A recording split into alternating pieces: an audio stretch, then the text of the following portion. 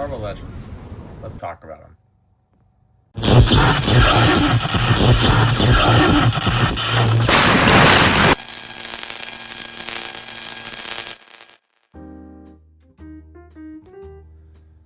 Marvel Legends.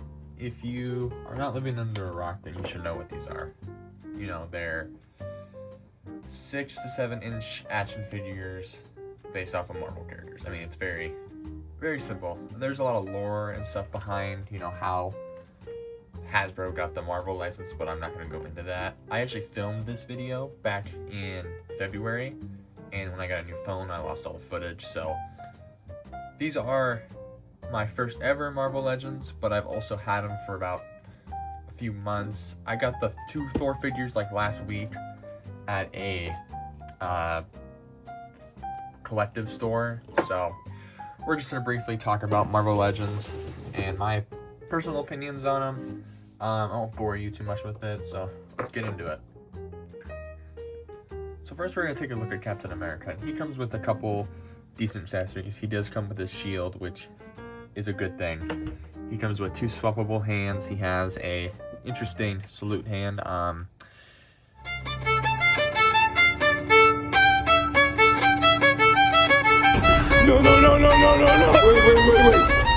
Wait.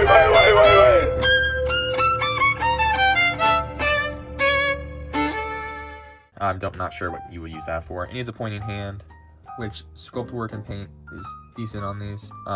He also comes with a Chris Evans head sculpt here, which is how he was displayed in the box. He also has 2 fists, which already came on the figure, and those do look good. And you can easily swap the head by popping it off and snapping the Chris Evans head on like that. So that looks pretty cool. But I will keep the normal head on for now. In terms of details, this is based off of his endgame suit, so it does look pretty good. I do like how all the paint and sculpting is on it.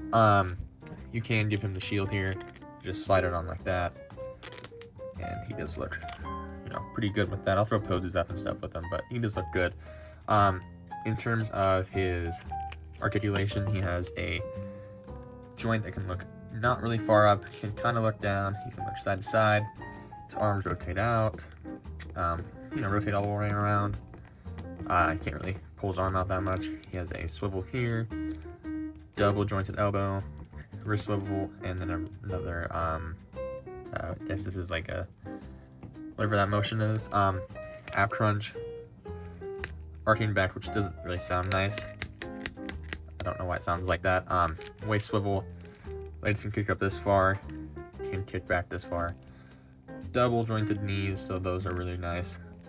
Swivel down here, and then a ankle pivot and a rocker. So all in all, I mean, he's got decent articulation. He can do most poses that you want him to. He's not going to be doing crazy good poses. There are some limitations, I feel like, especially with the head. If the head was actually on a better peg system instead of that weird bar here, if it was on the where it's just like I can't remember what it's called, but it's like what import action figures have on it, so he can look up and sideways at the same time. But I mean, he's definitely the better one out of the 4 figures that I have here, so I would rate him a 9.5 out of 10. And let's move on to the next figure.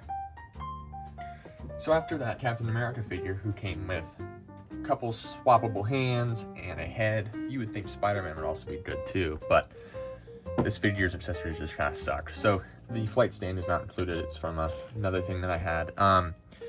He comes with this web thing here. It's whatever, and he does have swappable hands to do the web shooter thing. Just moving the web out of the way to take a closer look at all the details. This is based off of his Far From Home suit. I do not like that there is no black web lining. This figure would look 10 times better if it actually came with that. So again, Hasbro being cheap, but all in all, I mean, he's a decent figure here. I will say I didn't think I'd like how small these guys were, because again, they're about 6 inches. This one's about maybe 5.5, just to scale well with everything. I do really like these in terms of, they're just fun to pose. Again, No Tom Holland head sculpt, which is a bummer. I feel like this should have came with it, and he is kind of thick back there for some reason. In terms of his articulation, he has a same thing as Captain America, but he can actually look better. He can actually do, I guess, a better range of motion with the head. He can't really do a side to side, but he can look side to side, but he can't like swivel his head. You know what I mean? His shoulders go out like this. He does have butterfly joints, which are awesome. So that's nice to have, because then you can have him basically do something like that, and it actually looks natural. His arms can rotate, swivel here, double jointed elbows, same thing as Captain America with the wrist thing. Really good arcing back, and a pretty good out crunch. So, I mean, they both got decent articulation. Swivel, he has a thigh swivel. Legs can kick forward and back that far. Double jointed knees. And then he's got ankle movement, same as Captain America. So, I mean, Spider-Man actually has better posing. He's definitely more fun to pose. He does not feel the greatest, though. I will say that the joints feel very soft and gummy almost, which if they felt better, I feel like I might like this figure more. But, I mean, all in all, it is a pretty decent figure. And, I mean, just taking a look at the web accessory here, it's just this long, clear piece of plastic. It does warp over time, which sucks. I really don't like it. So, Spider-Man, I would give, in terms of articulation, I would give him, 4 out of 5. Same with Captain America, and then accessory-wise, Captain America definitely has better accessories, and Spider-Man just is whatever. So, I would rate this figure, like, maybe a 6 out of 10, and then we'll move on to the next figure. And next up, we have one of my favorite Marvel characters of all time, Thor, but from the worst movie. I could have made an entire separate video talking about how much I hate that movie, but I didn't really want to. So if you want to see me rant about that movie, let me know. It's been a couple years since it's been out, but still, it's one of the worst movies of all time. This figure, though, is an interesting thing. So I've briefly gone over Captain America and Spider-Man because they're your traditional Marvel legends. You have to have a Captain America or a Spider-Man in your collection, but Thor's an interesting character because they make him a 7-inch tall figure. Here he is next to Spider-Man, and then here he is next to Captain America. I don't get it, because in the movie, especially in the movies, Chris Hemsworth is not taller than Chris Evans. I mean, they're the same height. Maybe Thor's a little bit taller, but in the movie, these two should be the same height. So that's just really weird. And I mean, even comparing it next to like another Hasbro product, I mean, here's the Mandalorian from Black Series, which if you want a review on this guy, let me know. Here he is next to like the McFarlane Superman, which again, want a video on this guy, I would gladly do that because he just kind of sucks. So I mean, it's weird. And then for another Hasbro product, here's Optimus from the Red Series, which I think I did a video on this a while ago. Again, one of the worst figures I own. And then he actually scales decently with my NECA stuff, which is mainly what I collect. I mainly collect the 7-inch NECA figures, so this guy actually scales decently well. But I don't like that he doesn't scale well with the other figures, because for some reason Hasbro wanted to make the Asgardians bigger. Accessories wise, he does come with Stormbreaker, which I hate this thing. It's super soft on the handle. The paint is pretty bad on it, and it warps over time, especially if you leave it in someone's hand for too long. He comes with a fist, and that's it. I mean, at least Spider-Man came with matching sets of hands. Thor has one open hand on this side, and then he has a holding hand. That's it. No, you don't get 2 fists, you don't get 2 open hands. It's whatever. Detail-wise, it looks alright. He looks a little cross-eyed just because of the way that the helmet looks on the figure, and I really don't like how that looks. It makes him look super stupid. Just like that movie. But, in terms of the detail, the color, I kind of like it. The suit, I was expecting a little less in terms of detail, so I really like how that looks. That really surprised me. But, yeah, the suit looks cool. I don't know, I like the suit, just hate the movie. You do get one of the big plastic rubber capes, which does suck. I really want to get a cloth cape for this guy at some point.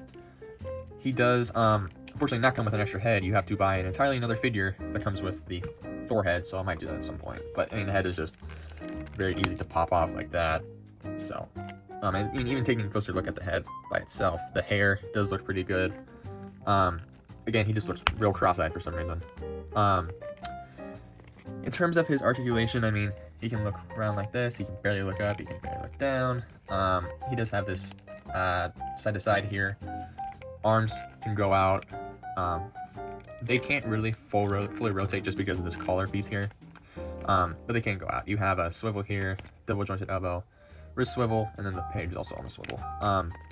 He has it's not really a ab crunch or anything. This is like, I think this is older articulation, but I mean, he can kind of do some of it. Swivel, no waist swivel, but this does make up for it. His legs can kick forward and kick back like that. Basically nothing, because the skirt's just one piece. You have double jointed knees that are pretty stiff on mine. And then you have some ankle articulation. I'm scared to move these because I feel like they might break, but this is also an older figure. So, it's also easy to pop out the hand here to also peg in the fist if you just want to have another fist. And then inserting Stormbreaker into his hand is very, very easy. All you gotta do is just pry open his hand a bit and shove Stormbreaker in there. And he can't really hold it that well. So, he does look cool with it, but I just wish the Stormbreaker handle was hard plastic and was a little bit bigger. But it looks alright. And then we'll move on to the next figure that I have. And lastly, and certainly least, we have Jane Foster. I think that's what her name is. Yeah. As Mighty Thor. Woo! I literally bought this figure just because I was like, if I'm buying Thor, I should probably just get her too.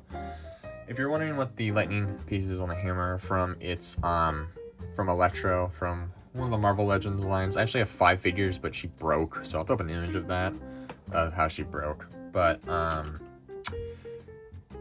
yeah.